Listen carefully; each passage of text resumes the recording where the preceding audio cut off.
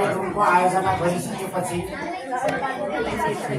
तिहार या कुनै पनि सन्दर्भमा त्यही नै हो शुभकामना। यो मुखले बोलिराख्नुपर्छ जस्तो लाग्थ्यो। फेरि पनि आयोजकले म आफूलाई प्रमुख सल्लाहकारको नाताले केही दुई शब्द राखिदिने अनुरोध गरेको हुनाले मैले टोलाको वचनलाई खोलामा भन्छ नि, खोलामा फाल्नु नसक्ने स्थिति जस्तै बन्यो। धेरै धेरै यो संस्कृतिको सन्दर्भमा विद्वत व्यक्तित्वहरूले चर्चा गरिसक्नु भएको छ। यो सन्दर्भमा मैले कुरा दोहोऱ्याएर समयको नष्ट गर्न म चाहन्न। हाम्रो भाउजूले भन्नुभयो यो समूहको त नामै हेरेर म आएको भनेर भन्नुभयो। यति राम्रो नाम। हाम्रो नेपाली परम्परामा माइती चेली भन्ने शब्दको गहिरो अर्थ छ। यतातिर पनि नजाउँ। आधुनिक समाज निर्माण गर्ने नाममा हाम्रो परम्पराहरू हामीले भुल्दै गएका छौँ। त्यसैले त हामीले सल्लाह गरेर संस्कृति हरायो भने पहिचान हराउँछ, पहिचान हरायो भने समाज हराउँछ। समाजको आमा त वास्तवमा संस्कृति रहेछ। संस्कृति बेगरको जाति र समुदायका मुर्दा जाति हुँदो रहेछ, मुर्दा समुदाय हुँदो रहेछ। त्यस कारणले आज यो माइती र चेलीको नामद्वारा हाम्रो संस्कृतिलाई उत्खनन गर्ने, अझ यसलाई चम्किलो बनाउने उद्देश्यले यो देउसी भएको कार्यक्रमको आयोजना भएको छ। सबैलाई म सल्लाहकारको तर्फबाट हार्दिक न्यानो हृदयभित्रबाट नै शुभकामना व्यक्त गर्दछु।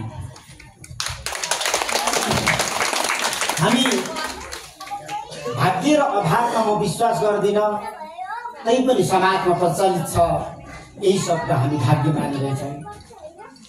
यो पुस्ताको अगाडि धेरै ठुल्ठुलो घटना दुर्घटनाहरू भए। ती दुर्घटनाहरूको उपकरण, ती चक्रहरू चले, तर हामी बाँचेका छौँ। यो पुस्ताले ठुल्ठुलो राजनीतिक आन्दोलन र विद्रोहहरू बिहोरो। यही पुस्ताले भूकम्प पनि बिहोरो। संसारभरि घर घरमा डुलेर मान्छेको प्राण लिने कोरोना पनि यही पुस्ताले बिहोरो। अस्ति मात्रै दसैँ सँगसँगै, दसैँभन्दा अगाडि एउटा जेन्जी विद्रोह, त्यहाँ भएको बलिदान र देशभरि भएको आगजनी, जलेका हाम्रा सम्पदाहरू, त्यसपछि दसैँ सँगसँगै आएको बाढी पहिरो, थुप्रै हाम्रा अग्रजहरूले, हाम्रा आउने सन्ततिहरूले जीवन गुमाउनु पर्यो। यहाँबाट पनि हामी बाँच्यौँ। हाम्रो नेपालीको मनमा, हाम्रो नेपालीको मुटुमा वास्तवमा पीडा छ। पीडा भएर के गर्ने? शरद ऋतु सँगसँगै लहरै नेपालीको पर्वहरू पात्रोको पानासँग पल्टिँदै आइराखेको छ। धेरै ठुल्ठुलो उत्सवका रूपमा हामी यो पर्व, यो चाड त मनाउन सक्दैनौँ, किनभने हाम्रो मुटुमा आगो छ, हाम्रो मुटुमा पीडा छ, हाम्रो हृदयमा घाउ छ। त्यही पनि विधिको विधान भने जस्तै 82 सालको यो तिहार हामीले माइती चेली समूहको तर्फबाट आजै नै सुरुवात र आज नै अन्त गर्ने गरी बिहान 11 बजीदेखि हामी यो आँगनमा उपस्थित छौँ। मनका धनी, सगरमाथा जस्तै मनको धनी या सागर जस्तै मनको धनी मेरा आदरणीय फुफाजु खै फुफाजु, मेरो बुवाको नम्बरी, नेपालमा त जय नेपाल भन्छ, उता त साथ भोलि जाँदै हुनुहुन्छ। ठुलो हावाजहाज चढेर यो तिहारलाई काठमाडौँ एक चक्कर लगाएर हेर्दै यो कति राम्रो संस्कृति। अघि हाम्रो अङ्क सरले भन्नुभयो कति राम्रो समयमा यो संस्कृतिको सुरुवात भएछ, त्यो मान्छेले गरेको हो। एकातिर हामी ठुलो चकाभक कामबाट बाली नाली तपाईँको झुलेको बेलामा, कामबाट हामी फुर्सदिलो भएको बेलामा, वर्षाभरि परेको झरीले खुल्दै गएको सफा आकाश, जाडो पनि सुरु नभइसकेको, गर्मीले पनि छोडी नसकेको ठिक्क बिचेको समय, यो चाडबाड मनाउने समय। यतिखेर नै कौवाहरू आकाशमा उड्दै बिहानै हिमालतिर मकै खान जान्छ। यतिखेर नै जाडो छल्नुको निम्ति अब बिस्तारै ताराकुरुङहरू बङ्गालको खाडीतिर झर्छ अनि यतिखेर बिस्तार उधौली आउँदैछ माथि पानी चिसो भएर माछाहरू उधो झर्छ बिस्तार पयुङ फुल्छ चेलीहरू माइत जान्छ गाउँमा बिस्तार आडो फुल्छ गाउँमा काम हुन्छ फेरि माइतीको घर छोडेर फेरि चेलीहरू आफ्नो घर फर्किन्छ कति राम्रो यो समयमा हाम्रो पुर्खाले निर्माण गरेको पर्व चाड अहिले जता जाउँ सयपत्री फुलेको छ जता जाउँ मखमाली फुलेको छ गोदावरीहरू ढकमक्क फुलेको छ फुलको यो चाड तिहार बत्तीको चाड यसले हाम्रो समाज भएको अध्यारोहरू समाप्त होस् हामी कल्पना गरौँ हामी कामना गरौँ फुल जस्तै हाम्रो हृदयहरू फुलोस् फुल जस्तै हाम्रो प्रेमहरू फुलोस् अनि आउने दिनहरूमा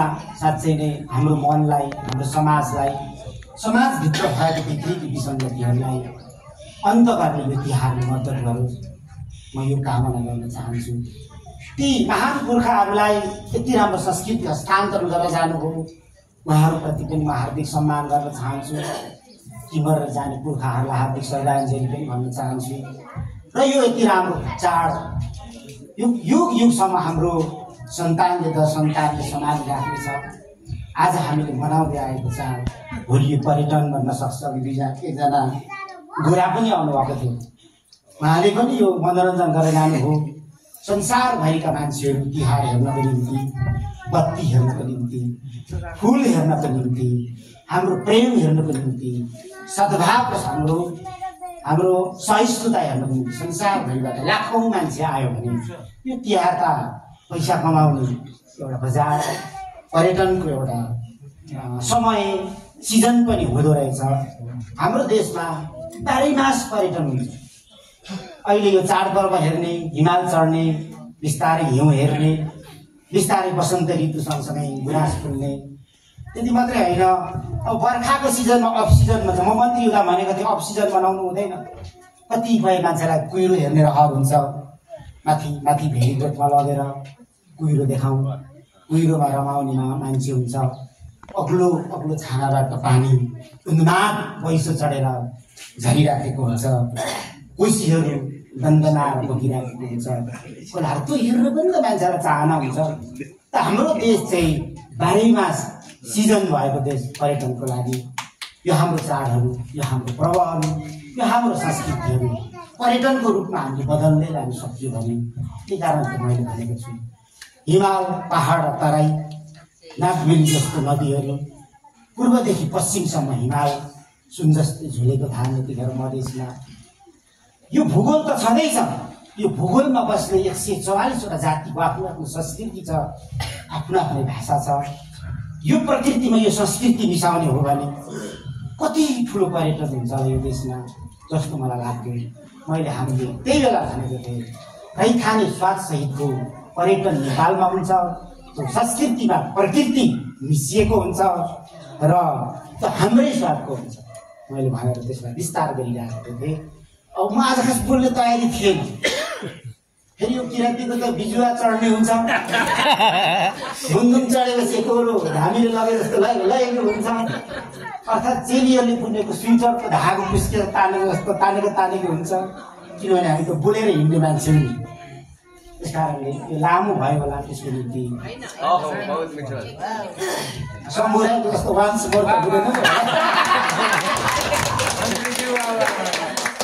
समुदायको जस्तो मानिस मोर त हुँदैन नै होला यो चाडमा खोजपेज गर्नु कसैलाई छैन हामी सबै हाम्रो विचारहरू फुल जस्तो फुलेको छ किन मौलाउन दिउँ प्रतिस्पर्धा गर्न दिउँ असहिष्णु नबनौँ शान्ति कायम गरौँ बुद्धको देश हो नि हो अचम्म भयो क्या बुद्धको देशबाट हामीले संसारमा शान्तिको सन्देश किन दिन सक्छौँ बुद्ध जस्तो ज्ञानी यो देशमा जन्म्यौँ तर हामी किताबमा मात्र बुद्ध पढ्यौँ हामी किन ज्ञानी हुन सकेनौँ कहिले कहिले राति पनि मनमा यस्तो कुरा खेल्ने गर्छ सगरमाथा अग्लो भयो भन्दैमा हामी अग्लो हुन सकेनौँ उनको भयौँ संसारको छाना सगरमाथा हामीसँग छ तर हाम्रो हाइट विश्वमा हाम्रो हाइट किन बढाउन सकिएन अब हामीले यतातिर पनि अनुसन्धान अध्ययन गर्नुपर्नेछ। विश्वको शिर सगरमाथाबाट विश्वमा शान्तिको सन्देश दिने आजभन्दा 2500 वर्ष अगाडि गौतम बुद्धको यो माटोबाट हामीले अब एकताको, शान्तिको, समृद्धिको सन्देश दिनुपर्नेछ। सानो मन गरेर ठुलो काम पक्कै पनि गर्न सकिँदैन रहेछ। हामी ठुलो काम गर्ने भएर हिँड्छौँ सानो सानो मन लिएर, त्यसले पनि अलिकति हामीलाई धोका दिएको जस्तो पनि लाग्छ। यो हामीभित्र धेरैभन्दा धेरै राम्रा कुराहरू छन्, तर पनि राम्राभित्र अलिअलि नराम्रोले घर गरेको छ। यो चाडले यो 82 सालको तिहारले यो सबै कुरालाई लगेर जाओस्। माइती चाहिँ समूहको तर्फबाट तपाईँहरूलाई निम्तो हो, आइदिनु हो। योभन्दा ठुलो हाम्रो निम्ति सौभाग्य, अवभाग्य अरू केही छैन। अब के शुभकामना दिउँ तपाईँहरूलाई हाम्रो तर्फबाट, हृदयभित्रबाट मुरी तपाईँहरूलाई शुभकामना, उत्तर प्रगतिको कामना, धेरै धेरै उन्नतिको कामना, प्रगतिको कामना। यसो भन्दै धेरै बोलेकोमा क्षमा चाहन्छु। यसो भन्दै मेरो भनाइ अन्त गर्छु।